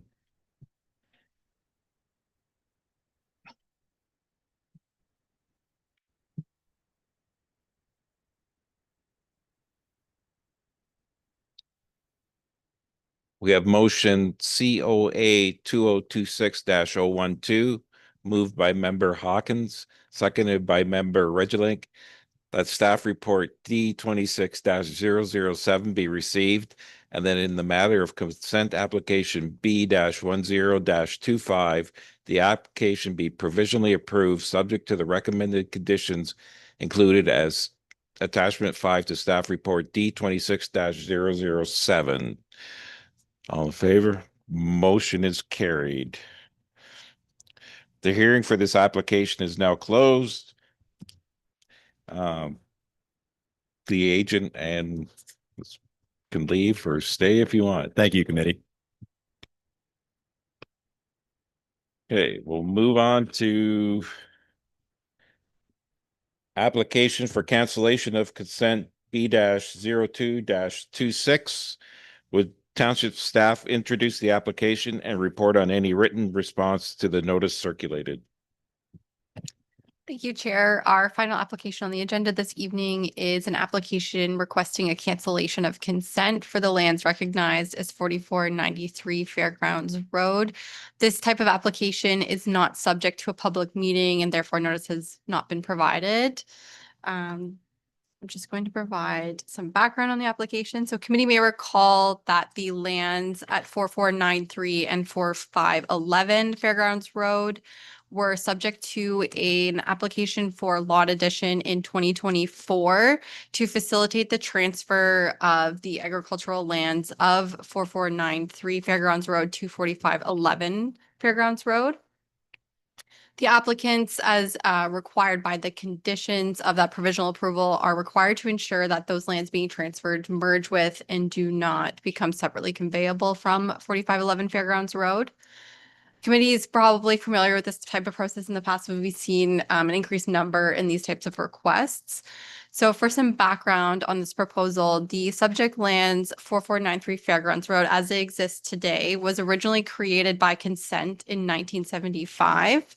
And due to some clouded title issues with the property, the lands were reaffirmed through unstipulated consent issued by the Committee of Adjustment in 2015, essentially through the issuance of a consent certificate that describes the same lands. The township solicitor is of the opinion that the cancellation of these two prior consents would be required to satisfy the conditions of the provisionally approved B 1024 application to conclusively facilitate the merger of the severed lands with 4511 Fairgrounds Road. Just to provide some context to the application, the lands are located, like I said, along Fairgrounds Road, just to the north of Highway 12. This image does provide a good overview of the current lot fabrics of the subject properties. So the lands that would be subject to the cancellation of consent are these lands to the north, being 4493 Fairgrounds Road. The benefiting property of the subject consent application that the applicants are attempting to complete is the abutting lands at 4511 Fairgrounds Road, also owned by the same individual. The aerial imagery does provide pretty good context, like mentioned, and as committee probably recalls, the purpose of that consent application was to consolidate the farmlands between 4493 Fairgrounds Road and 4511 Fairgrounds Road, leaving the residents of 4493 as its own freehold lot. This was the sketch that has been provisionally approved by the Committee of Adjustment. So the blue lands would be the resultant lot fabric of the benefiting property, and the retained lands being the yellow kind of flag-shaped property in the middle. So as noted, the subject property as it exists today is subject to two previous consents. It's described as being Part 2 on this plan, registered in 1975, so shown here. And it is also further described as Part 2 on this plan. Same lands, just described two separate times and two different plans through two different certificates, essentially. So in 2022, the province introduced legislation that would allow individuals to essentially cancel a previous certificate of consent to allow for lands that are held in the same name but have been created by an unstipulated to consent to merge on title. So committee is likely familiar with the saying, once a consent, always a consent. Lands that are created by consent but held in the same name won't automatically merge. This essentially allows that to take place by canceling the prior consent. As noted in the staff report, there are no statutory circulation requirements or criteria required for the issuance of a cancellation certificate, unlike those applied to the standard consent applications that we've seen earlier this evening. It's generally understood that this process is largely legal in nature and doesn't necessarily deal directly with planning issues, as it often just results in a lot becoming larger and not deficient. The township solicitor has completed a preliminary review of the title of the subject property and has indicated that, in their opinion, the two previous consents from 1975 and 2015 should be canceled to facilitate the merger of the lands pursuant to provisionally approved B 1024, and this would be the legally appropriate way to do so. Therefore, planning and development staff have no objections to the approval of the application. There are no conditions associated with this type of approval, but I do have a recommended motion should committee wish to consider it. Okay. Is the applicant here? Thank you, Chair. The applicant's agent is here. However, this isn't subject to a public meeting. Okay. They may wish to address the committee, but All right, so I don't have to go through all that. So do any members of the committee require any further clarification? No. So do we have a motion? There we go. Motion COA 2026-012, moved by member Hawkins, seconded by member Regilink, that staff report D26-010 be received, and further that in the matter of cancellation of consent application B-02-26 be approved. Motion is carried. So I don't see, so do we have a motion for, oh, all right, adjournment. Motion COA 2025-013, moved by member Vandergeest, seconded by member Hawkins, that the Committee of Adjustment be adjourned at 8:34 p.m.